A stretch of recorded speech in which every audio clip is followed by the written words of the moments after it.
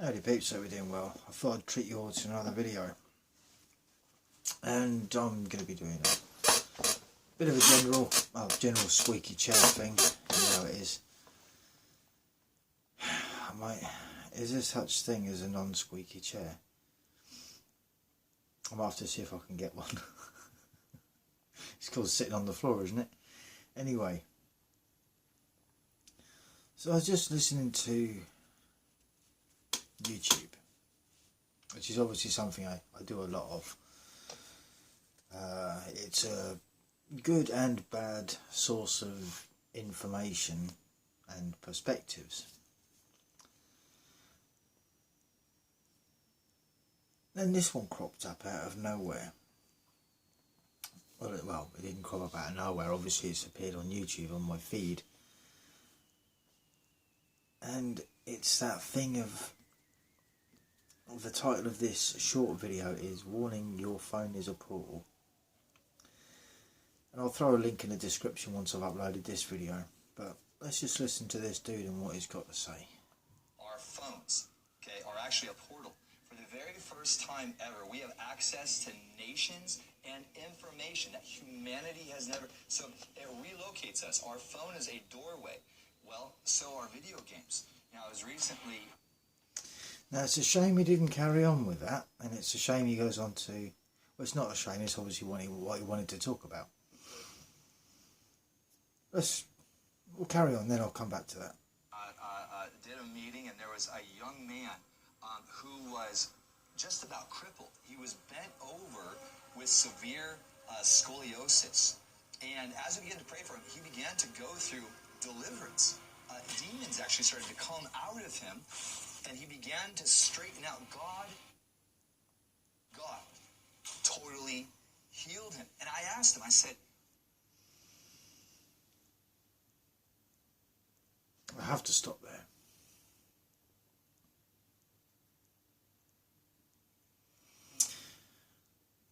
This isn't where I wanted this video to go. 2:25. Having watched this and read through the comments as it was playing in the background, this gentleman has just done that thing. Did you hear him say, God? God?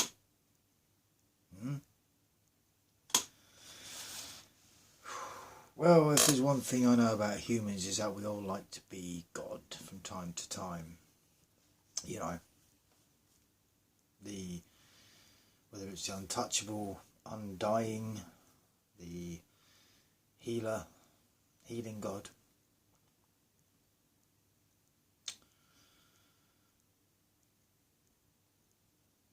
He's not talking about God, not God the deity, he's talking about himself.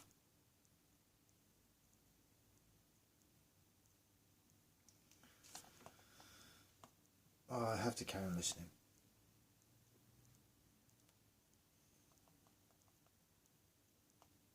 what happened? How did you get in this kind of condition? You know what he said? He said that he started playing a video game, and he developed a video game addiction. And through this game, something entered him and ended up crippling him. While the fire of God came on him. So something entered him and started crippling him. So, this is the same for those of you that have been in IT, information technology, that sort of field as a career. Maybe it was something you experienced at school. I'm sure they still exist, but can you remember the gel pads that you used to be able to get for both the bottom of the keyboard and as part of the mouse? Because of getting RSIs in your wrists, mostly from using the mouse and keyboard. And then there's posture to take into account. And let's be real, a lot of us generally are really bad when it comes to posture. We all sit in bad positions, especially when it comes to gaming. You know, if you sort of think about it, so you had scoliosis, right? I don't even know what scoliosis is, so I'm going to look that up in a minute. We're going to go through that. Now, when I'm getting into a game, right, and it's getting a little bit tense, it's a little bit competitive, right? Now, generally, what tends to happen is I will lean forward, place my elbows onto just the top section of my kneecaps, crossing over the top of my knees, and I'll be like that, hunched forward, eyeballing the game. And depending how long that competitive, like I am now, right, and depending on how competitive and how long that goes on for, you know, I mean, sometimes you might just have a little 1v1 out somewhere and it's over within, say, 10-15 minutes. You might not be too bad, but if it's anything longer than that, you know, it's understanding the body, you see, your muscles and your bones will kind of lock in place because you've got that tenseness going on. You've got the concentration of the mind and the eyes, so your eyes are focused on the screen and where he's jumping about with his dirty little lag switch prick. And sorry, and and so you'll be on it like that, and you'll be tensed up. Now the same goes for this. This is why I don't like things like that, and it's like God withdrew these demons. So what are you telling me, that people in IT that get RSIs in their wrist, that's something coming through the screen as well? You know, and with that, when it comes to using computers over long periods of time as well, they say, you know, this is why some companies, employers have to offer their staff eye checks, and if they're using computer screens a lot, in a lot of cases they find themselves having to pay for the subscription of glasses because their staff are working with these computers over long periods of time. That's not demons. Pardon me. That is not demons.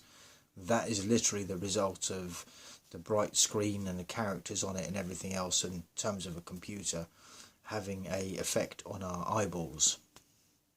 In the same as they say when there's a solar eclipse, they tell you not to look at it because it can burn the back of your retina. That's not demons either.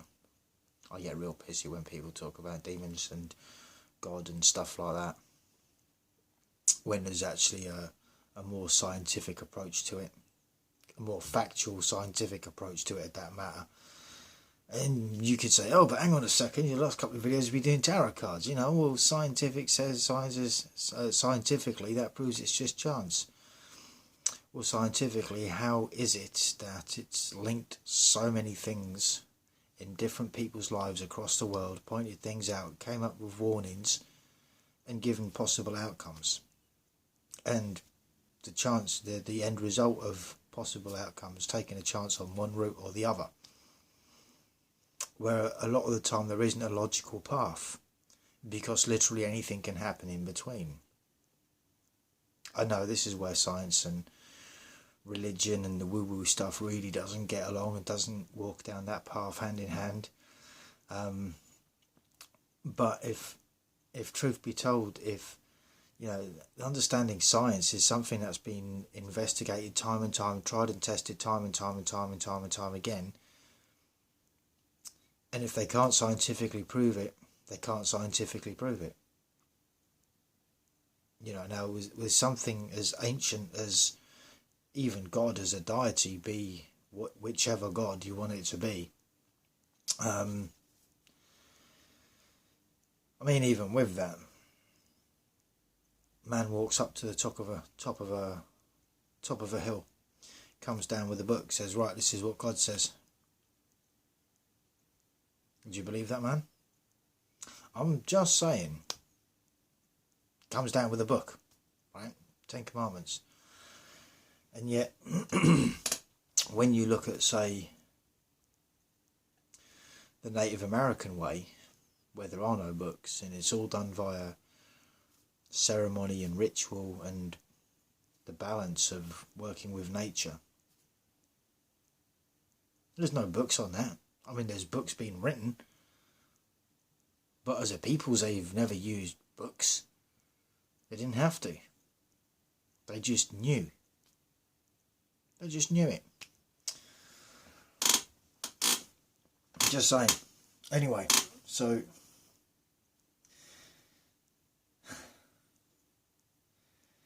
And it's that thing. So digressing back onto the topic of scoliosis and whatnot. So what about when you're my age and you sit there cross-legged, you know, with your friends, and you're just in a park or whatever, just enjoying the sun, having a picnic, you know, just chilling out, minding your own business. Then after 20 minutes you try and stand up, and yet, you know, you can't. Is that demons as well? Or is that more to do with muscle tension and possible chance of blood flow issues not reaching the parts? And, you know, hence you get a dead leg sometimes when you sit there cross-legged. As you get older, you sit there cross-legged, you go to stand up and one of them's asleep. You get all pins and needles going up and down it. You go to stand up and you fall over. Is that demons too? See, this is the part of YouTube that I really don't like, but let's carry on listening. Drove that thing out and totally restored it. Our phones, Let's listen again. are actually a portal. For the very first time ever, we have access to nations and information that humanity has never. So it really. You see, the bit that I wanted to go back to at the very beginning of my own video with this one was, how about, yes, they are a portal for third parties to listen in and track and, you know, use personal data. Yeah? Didn't go down that route though, did he? I'm just saying. You know, what is it? What's that phone company? Huawei. Translated Chinese listening device. Obviously it's a joke, but you can see why, right? I'm just saying. Listen to it again. It locates it. Our phone is a doorway. Well, so are video games. You know, I was recently did a meeting, and there was a young man who was just about crippled. He was bent over with severe scoliosis. And as we began to pray for him, he began to go through deliverance. Demons actually started to come out of him, and he began to straighten out. God totally healed him. And I asked him, I said, what happened? How did you get in this kind of condition? You know what he said? He said that he started playing a video game, and he developed a video game addiction. And there's the key word, addiction. In all of that, that is the key word right there. Addiction. A need to distract themselves from the outside. I'm not criticising, I'm saying we've all been there, we've all done it. Again, 11,000 hours on one game. I'll say that again. Over 11,000 hours on one game. Think how many years that is. It's quite a few actually. But this is just it. Now, that was a combination. Was that addiction? I'm going to justify it. Yes, I am going to justify it. Not going out much. I don't go out to the pub. I don't go out to the cinema. There's been times when I've been in relationships, so I wouldn't play it as much unless the relationships, unless the other partner watched very crap TV shows that I didn't want to watch, then I'd be playing the game, obviously, you know, because I'm not going to sit there and watch something. You could say, oh, well, you're crap at compromising. It's like, no, I'm not watching reality TV shows. This is something that I made clear from the get-go. But anyway, I digress. Yeah, it all comes down to addiction and needing a break from reality. Or in some cases, it's not always just to do with the break from reality. Sometimes it's more to do with... Take me recently. Excuse myself as an example. Take myself recently and how I've gone about things like Shaman's Oracle, all the tarot decks I've been getting, all the Oracle cards I've been getting. Buying them in itself is an addiction.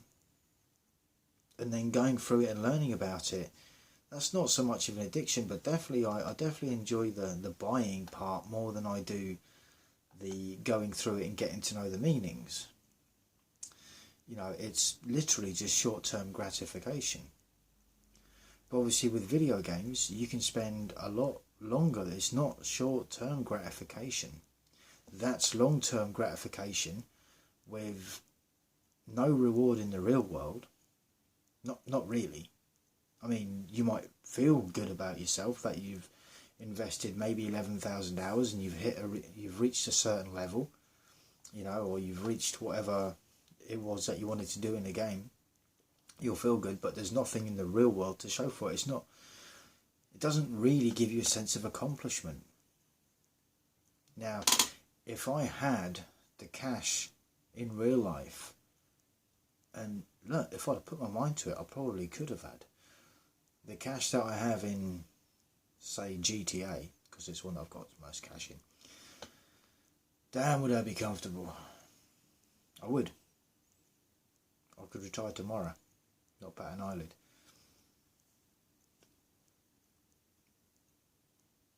But this is just it. I spent the majority of the time gaming, and sure, it was more than just that.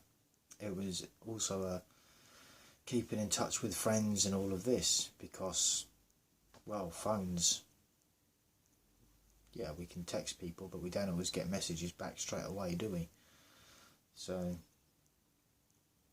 but yeah. And that's what I don't like, is when, like this shorts video, it's like using God or God's name to try and reel people in. And you're going to try and tell me it's not about some form of greed for the individual. You know, there's a really good song by Iron Maiden called Holy Smoke.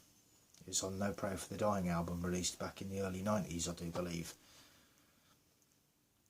Plenty of bad preachers for the devil to stoke, feed him in feet first, this is no joke, this is thirsty work, making holy smoke.